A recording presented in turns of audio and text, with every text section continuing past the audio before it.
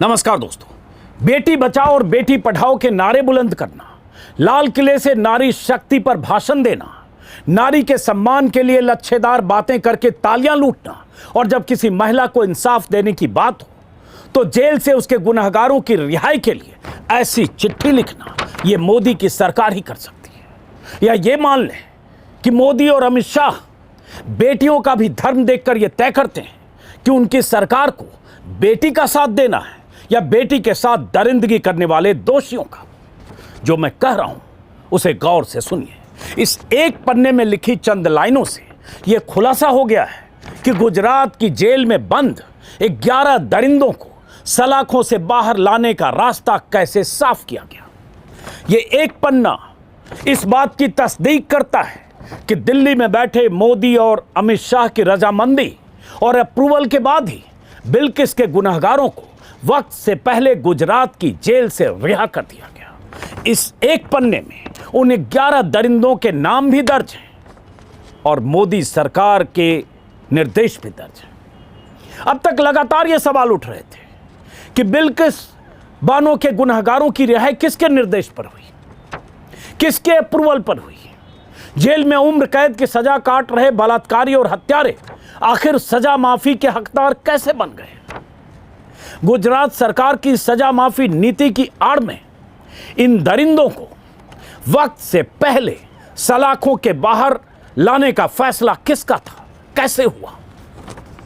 या सिर्फ गुजरात सरकार के स्तर पर इनकी सजा माफी का फैसला हुआ या दिल्ली की सत्ता पर बैठे मोदी और अमित शाह का भी अप्रूवल था। इन सारे सवालों का जवाब इस एक पन्ने में दर्ज है।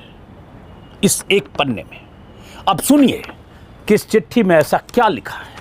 उससे पहले आपको बता दें कि सुप्रीम कोर्ट में बिल्किस बानो और उसके परिवार के साथ दरिंदगी करने वालों की रिहाई के खिलाफ कई याचिकाएं दायर की गई। उन्हीं याचिकाओं की सुनवाई के दौरान सुप्रीम कोर्ट ने गुजरात सरकार को नोटिस जारी किया। सोमवार को गुजरात सरकार ने सुप्रीम कोर्ट में हलफनामा दाखिल करके न सिर्फ उन दरिंदों की रिहाई को सही ठहराया है बल्कि यह भी कहा है कि उनकी सजा माफी के लिए केंद्र सरकार की भी सहमति थी। उसी सहमति के सबूत के तौर पर यह चिट्ठी गुजरात सरकार की तरफ से अपने जवाब में, अपने हलफनामे में नथी किया गया।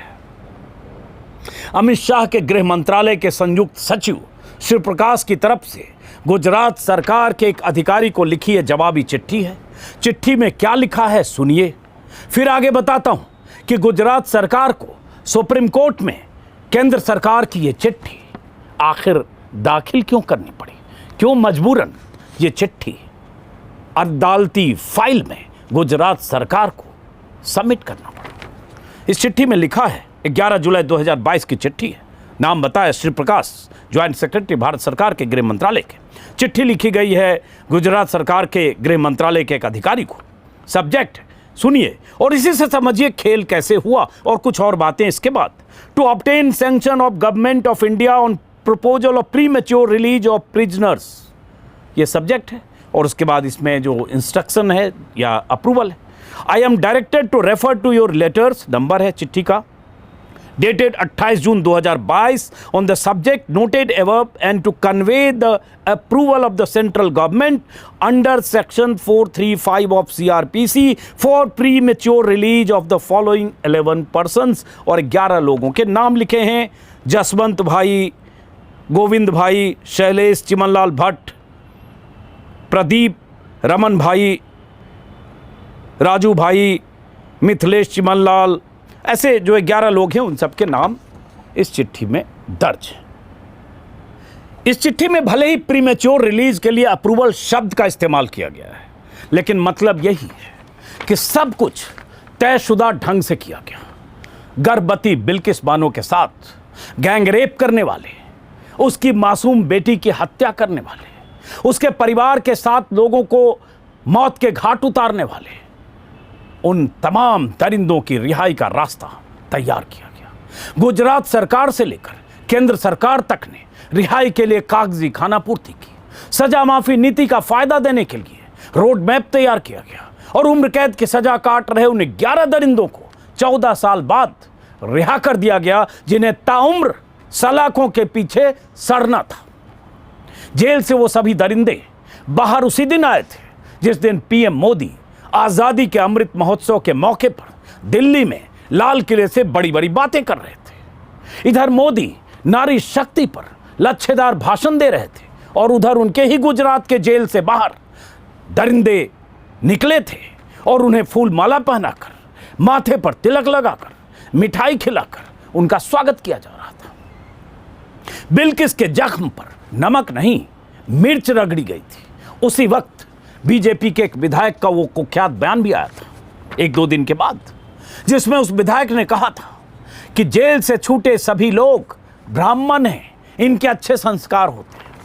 वो विधायक उस कमेटी का हिस्सा था जिसका गठन इन दरिंदों की सजा माफी पर विचार करने के लिए जिला प्रशासन की तरफ से किया गया था। उस कमेटी में भी 5 नुमाइंदे बीजेपी के थे, 2 विधायक, बाकी 3 कार्यकर्ता, बाकी डीएम, एसपी और अधिकारी।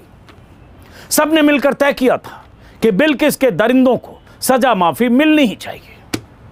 जब ये दरिंदे छूटकर जेल से बाहर आए थे तब सोशल मीडिया पर लगातार यह सवाल पूछा गया था, क्या इन दरिंदों की सजा माफी को केंद्र सरकार का भी अप्रूवल था? यह सवाल इसलिए भी पूछा जा रहा था क्योंकि बिल्किस मामले की जांच सुप्रीम कोर्ट के निर्देश पर सीबीआई ने की थी। सीबीआई चूंकि केंद्रीय एजेंसी है, इसलिए सजा माफी पर केंद्र का अप्रूवल जरूरी है।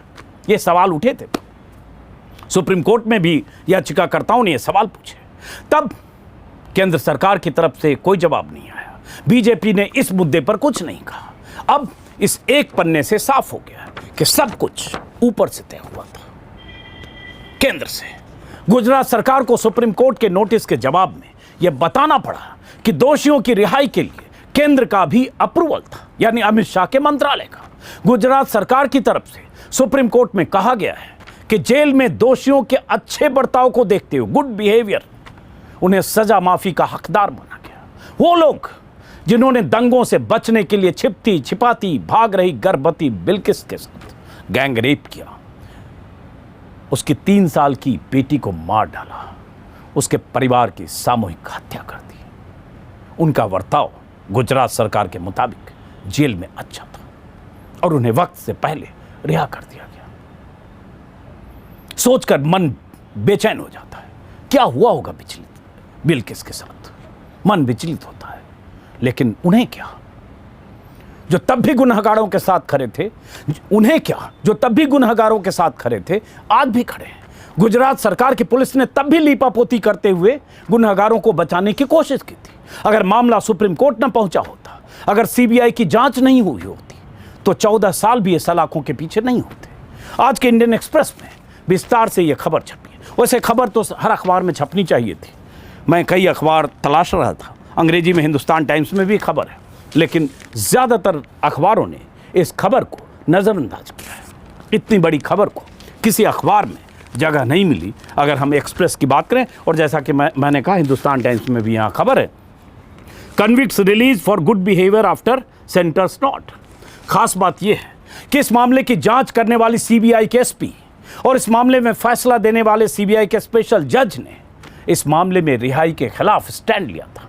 गोधरा के जेल अधीक्षक को लिखी चिट्ठी में सीबीआई अधिकारी ने कहा था कि केस बहुत संगीन और गंभीर है, इसलिए दोषियों को सजा माफी नहीं मिलनी चाहिए। वक्त से पहले उन्हें जेल से छोड़ा नहीं जाना चाहिए। इसका जिक्र आज इंडियन एक्सप्रेस ने अपने खबर में किया। सीबीआई के सिविल जज ने भी यही कहा था, उनकी भी राय थी कि इस केस का ट्रायल चूंकि मुंबई में हुआ था, इसलिए महाराष्ट्र सरकार की सजा माफी नीति के मुताबिक फैसला होना चाहिए, न कि गुजरात सरकार के। सिविल जज का मानना था कि इस केस में सभी दोषी गैंग रेप और बेकसूरों की हत्या के गुनहगार थे। यह अपराध सिर्फ इस आधार पर किया गया था कि पीड़ित दूसरे धर्म के थे, यहां तक कि मासूम बच्चों को भी बख्शा नहीं गया था। यह इंसानियत के खिलाफ अपराध का सबसे बुरा स्वरूप है, यह सिविल जज ने कहा था। इसका असर समाज पर पड़ता है, इसलिए उन्हें किसी भी सूरत में छोड़ा नहीं जाना चाहिए। मतलब जिस एजेंसी ने जांच की पूरे मामले की, वो रिहाई के पक्ष में नहीं थी। जिस अदालत ने उम्र कैद की सजा दी, वो जज, वो अदालत सजा माफी के पक्ष में नहीं था। लेकिन गुजरात सरकार को हर हाल में उन दरिंदों को माफी का हकदार बताकर बाहर निकालना था। चुनाव का मौसम है, हिंदुत्व का मामला है, रिहाई के लिए पूरी पटकथा तैयार की गई, फाइलों पर संबंधित अधिकारियों की रजामंदी ली गई, जेल सलाहकार कमेटी की रजामंदी ली गई, सारी औपचारिकताएं रस्म अदायगी हुई, अमित शाह के गृह मंत्रालय से कागजी रजामंदी ली गई और 1992 की सजा माफी नीति का लाभ देकर उन 11 दरिंदों को बाहर निकाल दिया गया। पहले के वीडियो में कई बार आपको बता चुका हूं कि बाद में गुजरात सरकार ने नई सजा माफी नीति बना दी थी, जिसके तहत रेप और हत्या के मामले में दोषियों को वक्त से पहले रिहाई का प्रावधान खत्म कर दिया गया था। लेकिन इस केस में पुरानी नीति का लाभ उन्हें दिया गया, यह कहते हुए कि जब अपराध हुआ था तब नई नीति नहीं बनी थी। अब देखना है कि सुप्रीम कोर्ट का रुख इस मामले में क्या होता है। क्या उन्हें फिर से सलाखों के पीछे ठेला जाता है जो बिल्किस के गुनहगार हैं, दोषी हैं, जिनके खिलाफ सबूतों के सैकड़ों पन्ने हैं, या सुप्रीम कोर्ट भी बिल्किस मामले में अब रिहाई के बाद आंख मूंद लेता है। उम्मीद सुप्रीम कोर्ट पर इसलिए टिकी है कि सुप्रीम कोर्ट ने नोटिस भेजते वक्त भी कुछ सवाल उठाए थे। चूंकि गुजरात सरकार या रिहाई के पक्षधर लोगों का यह कहना था कि सुप्रीम कोर्ट में एक दोषी सुप्रीम कोर्ट तक के दरवाजे तक गया था कि उसे सजा माफी नीति के तहत उसकी रिहाई होनी चाहिए, रेमिशन पॉलिसी के तहत, और सुप्रीम कोर्ट ने सरकार को कहा था कि आप इस पर विचार करें, इसलिए रिहाई हुई। सुप्रीम कोर्ट के जज ने पिछली बार भी कहा था, हमने भेजा था कि आप विचार कीजिए, हमने निर्देश नहीं दिया था कि आप इनको रिहा कीजिए। अब देखना है सुप्रीम कोर्ट में क्या होता है। कई सामाजिक कार्यकर्ता, सुभाषनी अली, कुछ महुआ मोइत्रा जैसी सांसद और कई लोगों ने अदालत का दरवाजा खटखटाया है। सुनवाई हो रही है, आज भी सुनवाई है। लेकिन एक बात तो साफ है कि एक तरफ सबका साथ, सबका विश्वास, सबका विकास, दूसरी तरफ पसमानदा मुसलमानों को आना चाहिए, लखनऊ में एक सम्मेलन हुआ। तीसरी तरफ ऐसी कोशिशें, मोहन भागवत के कुछ बयान, और अचानक ऐसा कि हिंदू मुसलमान सबको एक साथ लाने की कवायद कोई संघ की तरफ से हो रही है। इस तरह का भ्रामक प्रचार, और उन सब के बीच ऐसी खबरों को गौर से सोचिएगा कि दरअसल देश में जो सरकार है, मौजूदा सरकार, अगर वहाँ कोई पीड़िता मुस्लिम होती है, बेटी तो तब भी थी बिल्किस, आज भी है, माँ बन गई, तब 21 साल उसकी उम्र थी जब उसके साथ दरिंदगी हुई थी।